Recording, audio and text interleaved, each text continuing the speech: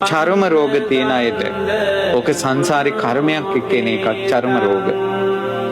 ඒ චර්ම රෝග නැති වෙන පින්කම තමයි සෑමලු බෝමලු පිරිසිදු කරන එක.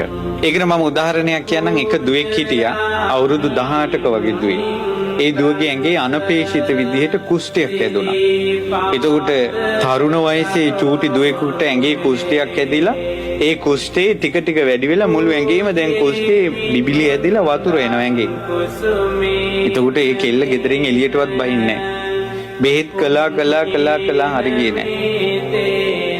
ඊට පස්සේ මෙයාට මේ ධර්මය අහන්න මෙයා යොමු වෙලා මෙයා අහලා ධාතු ස්තූපවලට චෛත්‍ය බෝමලු පිරිසිදු කරන එක තමයි චර්ම රෝග වලින් නිදහස් වෙන පින කියලා එයා අහලා එයා මොකද කරලා තින්නේ? රුවන්වැලි මහසෑයට ඇවිල්ලා රෙද්දකින් ඇඟ වහගෙන සලුවකින් වහගෙන කවුරුත් අඳුරන්නේ එයා චෛත්‍ය මළුව සුද්ධ කරනවා. ළඟ තැනක නැවතිලා දුරු තැන් වල මළුවේ වැලි මළුවේ එහෙම තියෙන ඔය මේ බල්ලෝ ජරා කරපුව පවා මෙයාම අයින් කළා.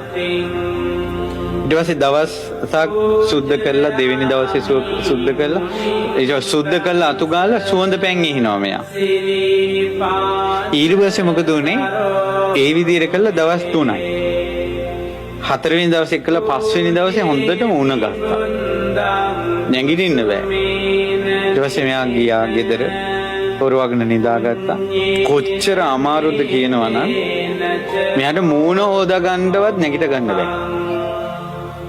තියෙන දෙයක් කාලා මෙයා හාන්සි වෙලා හිටියා. 5 වෙනි දවසේ මෙයා අමාරුවෙන් නැගිටලා බාත්රූම් එකට ගියා. කණ්ණාඩි දිහාට ඔළුව උස්ස ගන්න පණක් නැහැ. ඊට පස්සේ මෙයා නෑවා. හොඳට සවන් ගහලා නාලා මෙයාට අමුත්තක් දැනෙනවා. මෙයා කණ්ණාඩි දිහා බැලුවා. ඔයාලා විශ්වාස කරයිද දන්නේ නැහැ මේක සිද්ධ වෙච්ච දෙයක්. මුළු ශරීරෙම කුෂ්ඨේ